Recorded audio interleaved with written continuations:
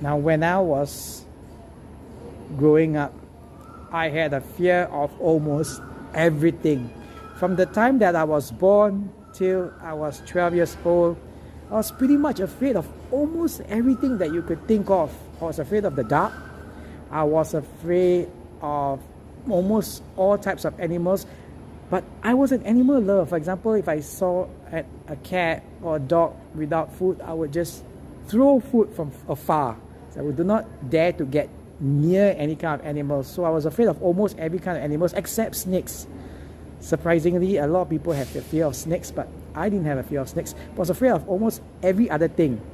I was afraid of going to school. I was afraid of birds, especially winged animals, birds, butterflies, dragonflies. I was afraid of being left alone in the house. I was afraid of horror movies.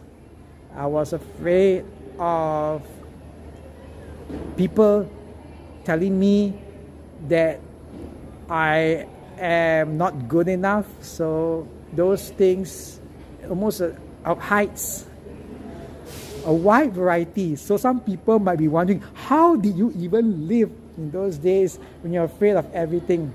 So I spent times on things that I enjoyed, and it was very simple. Starts with F, food.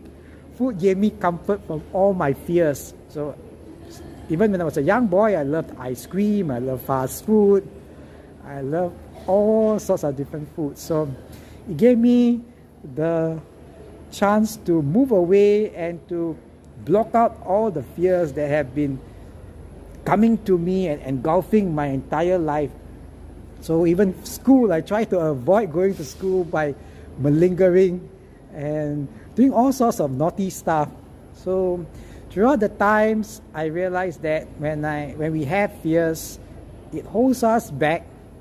But when you have something that you truly enjoy, it can actually override and cover up all your fears. And it can be a good way, and it can be a bad thing as well. The good thing about that is that obviously when you have fears, you get away from the fear, you do something you enjoy, it makes you smile, and life becomes more meaningful. But at the same time, there are times where you need to face your fears, and that's where you get a bit more afraid, because all the while you've been hiding from this fear. And when there's a chance, when there's a time where you have to confront the fear, you get lost because you don't know what to do, because too much of hiding, and now you have to confront it. You realize things have caught up with you. So it's always good to face your fears and slowly build up your resilience and build up your strength to overcome these obstacles and fears.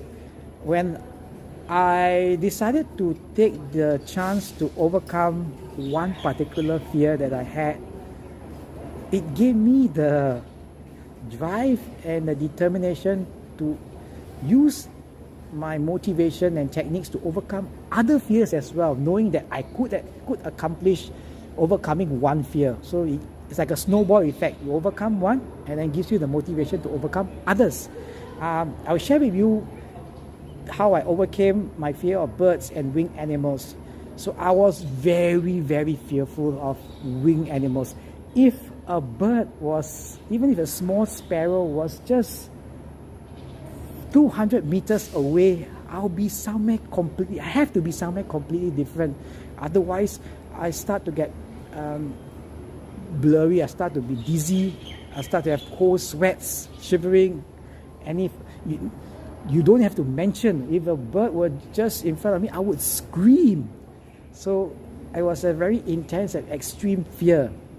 So what I did was, and being a therapist, when I started my studies on psychology and later on my master's in psychology and education, I realized that I have been all the while helping others to overcome their fears, managing addictions, helping them to cope with feelings of anger, especially anger management, which I was a specialist. But I have not really practiced what I preached. So it was time for me to put my money where my big mouth was and really use the techniques to help myself. So that's what I did. This was about 15 years ago. At that point in time, I was already conducting therapy and counseling sessions and stress and anger management programs. So what I did was, I told myself, I'm going to do it this time. The fear has been, by that time, has been there for maybe 20 plus, 30 years, ever since I was a small boy. So I did what I normally teach others, which is visualization, the mental imagery. I imagined that I was petting a bird. So I did that for about 2.5 weeks. So I tested myself, walk closely to a bird and see if I could just control myself. No, I started getting that cold sweat and shivering. It did not work. So I tried other techniques. So I started deep breathing and then I approached a bird. Did not work as well, but no good. Doesn't matter. I'm a therapist. I know plenty of techniques. So after that, I tried desensitization. That means you try to expose yourself bit by bit to the thing that makes you feel fearful. So what I did was, the first thing I did was I looked at pictures of birds. So I flipped through magazines. So I tried to touch the bird, no problem at all. That was fine. And after 2 weeks, it's always good to try a technique over a period of time. A good gauge will be 2 weeks. It takes time for your mind, your body to get accustomed to something new, a new habit, a new behavior, a new skill. So I tried for 2 weeks, all right. Then I move on to the second thing. Watch a TV of birds flying all over the place on somebody, pigeons. So I watched that, okay, fine.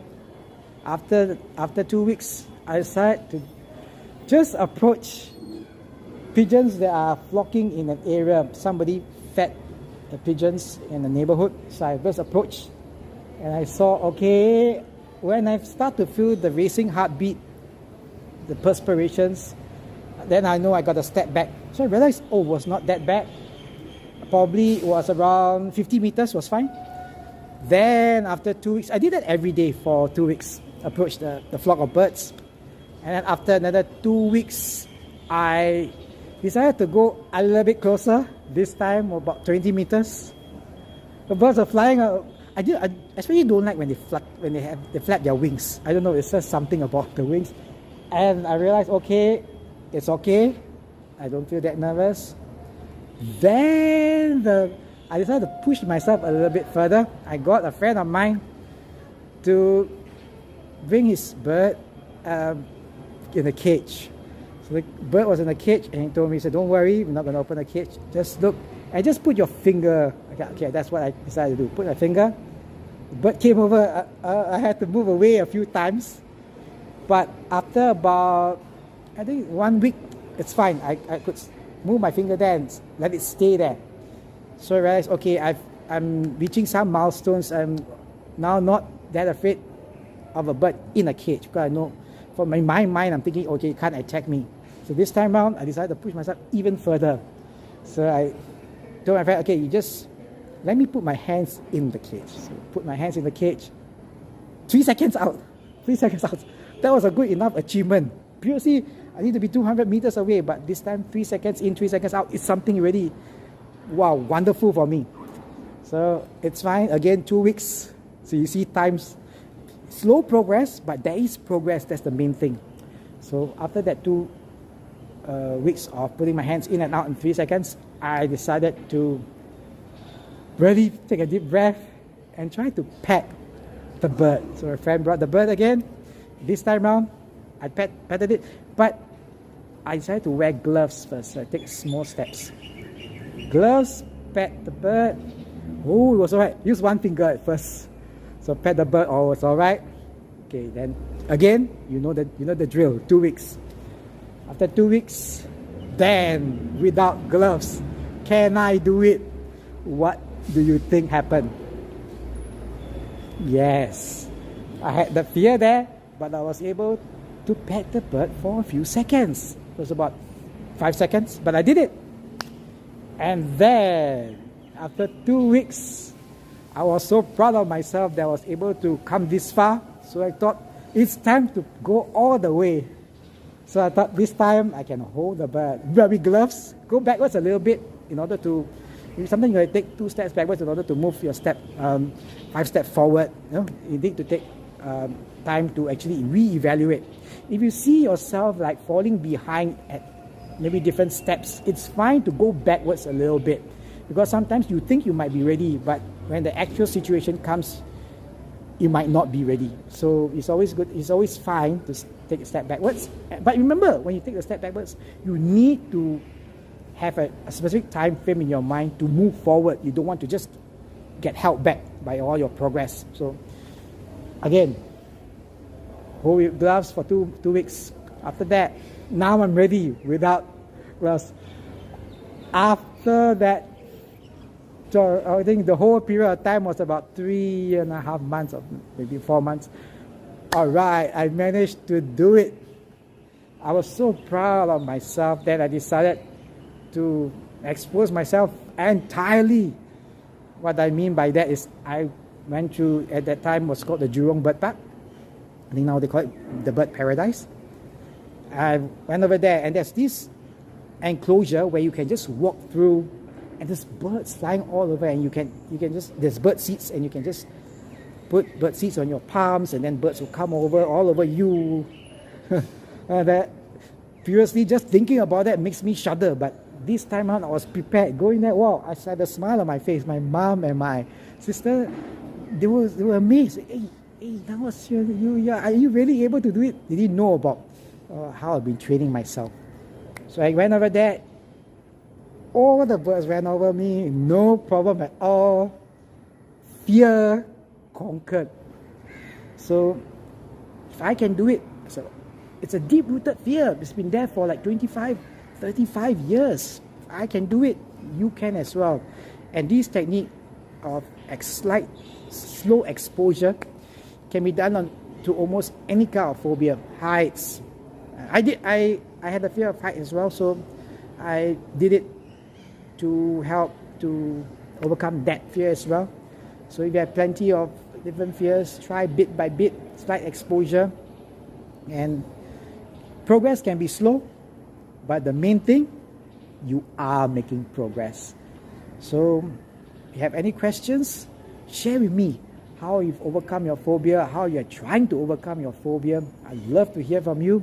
Any questions on the technique that I've shared with you, drop me a line in the comments or email me directly. Thank you so much for listening. Have a great day.